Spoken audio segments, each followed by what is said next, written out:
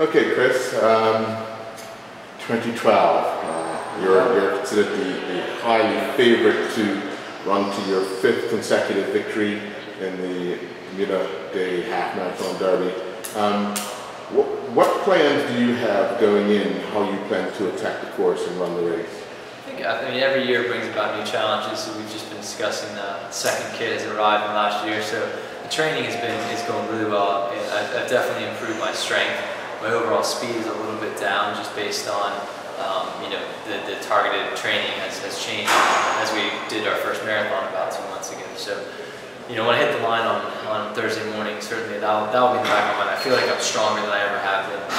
So I should be ready for the hills, the changing paces, but I think that my speed does remain in question a little bit. So I think the pace probably will be a little slower at the very beginning for me, but hopefully I'll be able to maintain that consistent pace the whole way out. Whereas in previous years I've yo-yoed a little bit. I've had some faster miles and some slower miles in there. So I think hopefully I'll be more consistent with my overall time.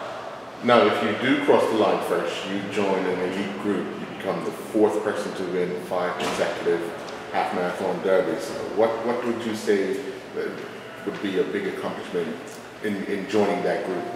Well, certainly, I mean, this race means so much to me, and it's meant so much to all the people in Bermuda for decades now. Getting on past a century, as we all are aware. So to be a part of that club would be extraordinary. And the greatest thing about it for me is that this is a sort of a part of my life I never actually envisioned happening. I've talked about it many times that I was done running.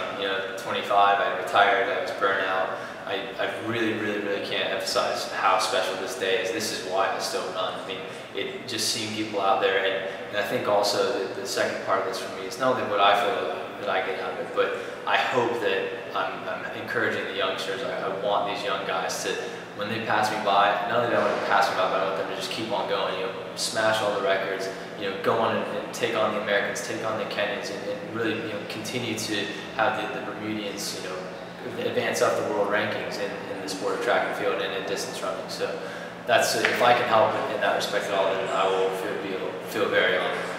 Now, a lot of the races that you've run in Bermuda, you tend to run by yourself.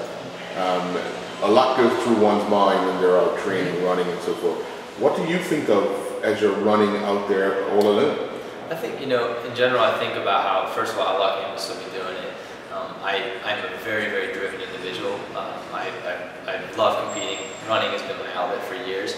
But that said, I have my bad days. I have my struggles. I have the days when, just like everybody, you don't want to get out of bed, you're tired, you're grumpy. But oftentimes I find by the end of my run, as I've gone through my mental struggles and my demons, I've actually been able to find that at the end of that run, I feel better about my day. Whatever stresses, whether it's kids, job, we all have them, right?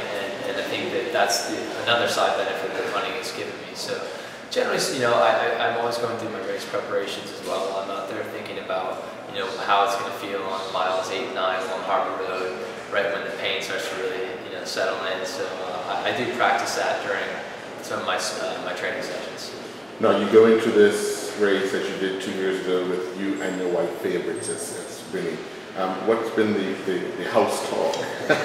Well, she's so excited to be back out there, and obviously we've been so blessed with these 2 wonderful kids, and they, let's put it this way, I think they run the house more than we do at this stage. We're still trying to figure out how to corral them and get them on our schedule, but Ashley has been a phenomenal inspiration for me, and of the 2 of us, who has it harder? She does by far. I mean, she's the one that's doing the nighttime feeds. She's getting 3-4 hours sleep a night, and she's still managing to train at such a high level. So I don't know how she does it. And again, I don't like to admit very often in front of her, but I'm saying, honey, you certainly get the props this year for dealing with a much tougher situation.